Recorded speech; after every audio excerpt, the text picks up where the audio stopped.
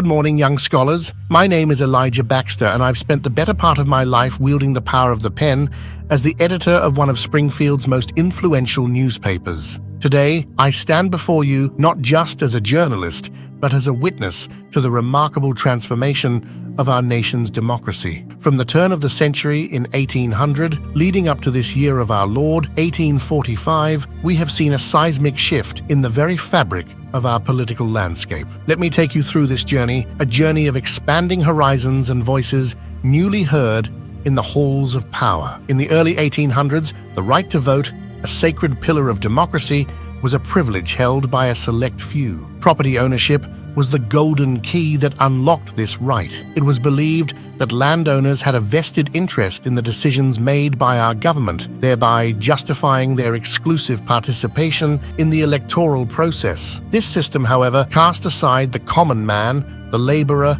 the artisan, and many others who, despite their contributions to society, were voiceless in matters of state. The winds of change began to stir with the election of Thomas Jefferson in 1800, signaling the rise of the Democratic-Republican Party and a shift towards more inclusive governance. Yet, it was the era of Andrew Jackson, starting in 1828, that truly heralded the dawn of what we now call the Age of the Common Man. Jackson's presidency was a testament to this new direction as he championed the rights of the average American, advocating for broader suffrage rights.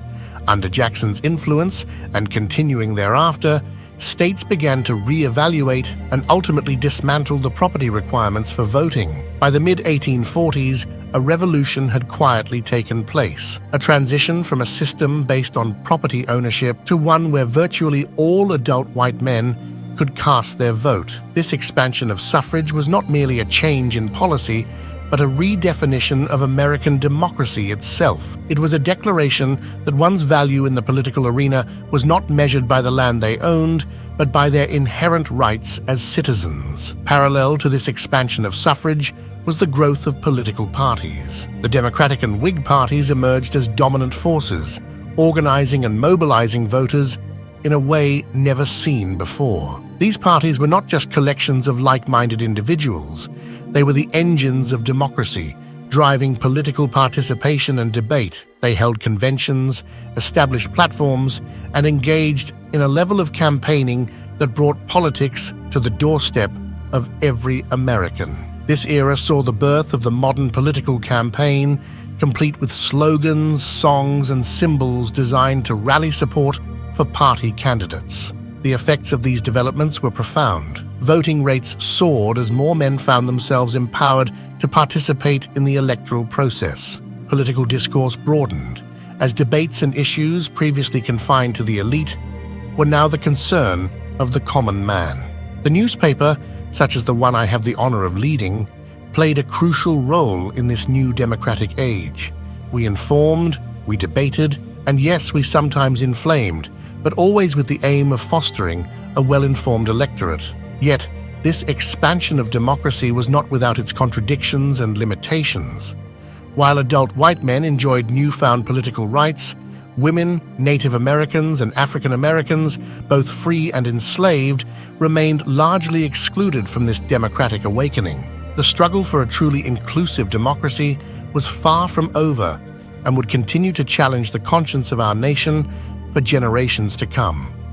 As we stand in Springfield in the year 1845, we find ourselves at a crossroads. The journey of our democracy is ongoing, a testament to the belief that government of the people, by the people, for the people shall not perish from the earth. The story of our democracy is one of expansion and inclusion, a narrative that continues to unfold even as we speak. I invite you, as students of history, to reflect on these developments. Consider the impact of expanding suffrage and the rise of political parties on our nation. Think about the voices that were heard and those that remained silenced. Our democracy, like any great work, is never truly finished. It is up to us and future generations to continue the task of building a more perfect union.